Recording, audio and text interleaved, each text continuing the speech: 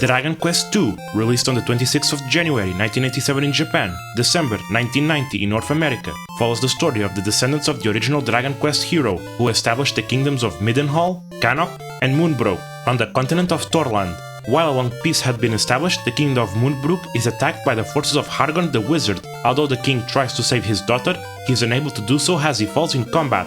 Fortunately, one of the castle guards manages to escape and reach the Kingdom of Middenhall, delivering the news to the king. The Prince of Middenhall is thus tasked with the felling of Hargon, continuing the evil slaying duty of Erdrick's lineage.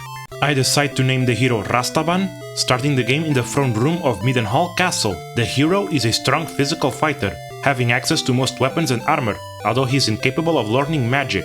I exit the throne room, the king suggesting I seek others of Erdrick's lineage, who live in Cannock and Moonbrooke. I open the nearby chest, getting a copper sword and 50 gold. I talk to a guard who reminds me to equip myself whenever I get new weapons and armor. A man says that the town of Leftwine is to the west. An old man talks about travel doors, which connect to distant places. This one takes me to an isolated island, with a town on another out-of-reach island, so I return.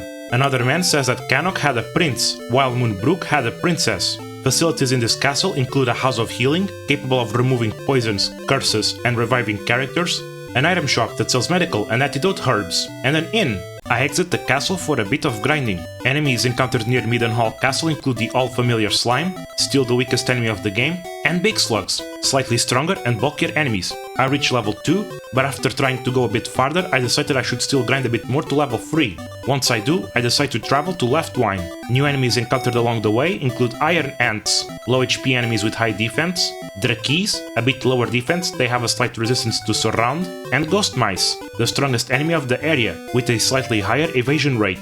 I enter the town. Facilities here include an inn, a house of healing, an item shop that sells herbs and wyvern wings, a weapon shop that sells gloves, copper swords, magic knives, chain sickles, chain mail, and leather shields. I talk to an old man who says that Cannock Castle is to the north of this town.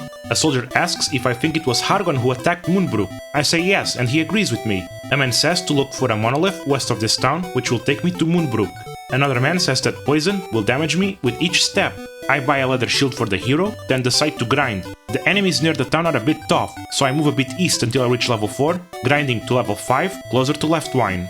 I make my way to Cannock Castle. New enemies along the way include wild mice, which are somewhat weaker than ghost mice, healers, high HP enemies capable of casting heal, quite a nuisance, and babbles, strong enemies capable of poisoning with their attacks. Note that poison only inflicts damage on the overworld. I enter the castle. Facilities in this castle include an inn, a house of healing, and an item shop that sells herbs, wings, and fairy water. A lady says that the sky burned red on the south, where Moonbrooke lies.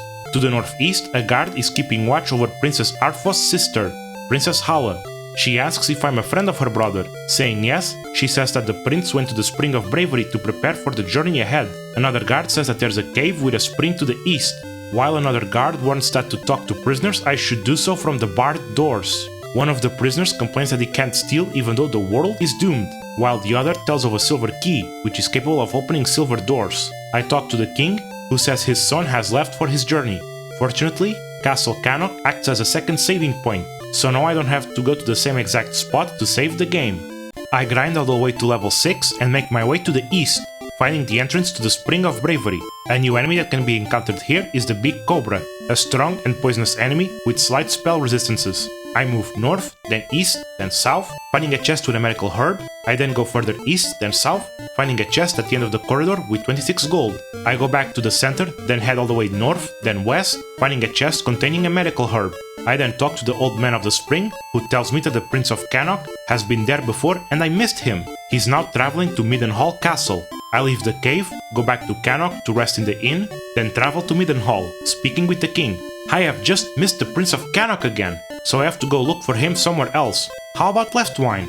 Sure enough, I find him in the inn and he joins me in my quest. The Prince of Cannock doesn't have as much prowess with heavier equipment, having lesser access to weapons and armor, but he does have spellcasting capabilities, starting with the heal spell for a cheap single target heal. I buy a chain sickle for Rastaban, passing down his copper sword to Arfo. I go to Cannock and do some level grinding near there, Arfo getting his first levels quickly, learning Fireball at level 3. This is the hurt spell from the previous game, dealing decent damage to a single target. I then go deeper west, finding new enemies, big rats. decently strong enemies, and army ants. This enemy features a new type of ability, Call for Help, which might result in army ant reinforcements. I continue the grind, Rastaban reaches level 8, and Arfo reaches level 6, learning the antidote spell, allowing for the removal of poisons. I eventually reach 480 gold, buying the chainmail armor for Rastaban, then resume the grind. By the end of this session, Rastaban has reached level 9 and Arfo has reached level 7. I decide to move further west, finding a cave, the Cave of the Lake. In the first floor is a new enemy, the Magic Ant, which is capable of casting sleep on your party members. I head south, finding a chest containing a medical herb. I then go west, then south, finding a chest with 25 gold. I then go further west, then south, finding stairs to the second floor. New enemy encounters on this floor can include magicians, enemies capable of casting fireball, and centipods.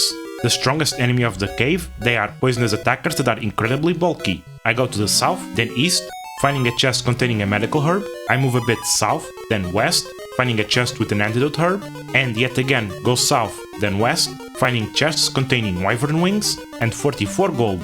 I then go all the way east, then south, finding a chest with the silver key. Along the way, Arfo reached level 8, learning the stop spell. I exit the cave, using a wing to warp to Cannock. I rest at the inn, then go to Left Wine, opening the silver door at the weapon shop, finding a lottery. I happen to have a ticket, so I have a go at it, and get nothing. I leave for Middenhall, enter the castle, going east through a corridor, finding another silver door. I open it, gaining access to the stairs to the underground prison. I talk to the only prisoner in reach, who knows of the jailer's key. I then open silver doors to the west, the merchant saying that the Dragon's Bane is a charm that protects against magic, while the lady says that Rastaban is still inexperienced. I talk to the king, saving, then ending the session. I have advanced slowly and steadily. I found the town of Leftwine, the castle of Cannock, braved the Spring of Bravery while looking for the Prince of Cannock, missed him, going on a wild goose chase to Middenhall, then finally finding him in Leftwine. With another member in my party, I explored the Cave of the Lake, finding the silver key, which allowed me to open silver doors. Having gotten better equipment for Rastaban and spells for Arfo, we will investigate just what happened in Moonbrooke. Thank you for watching, and I'll see you next time, as I advance further to the south.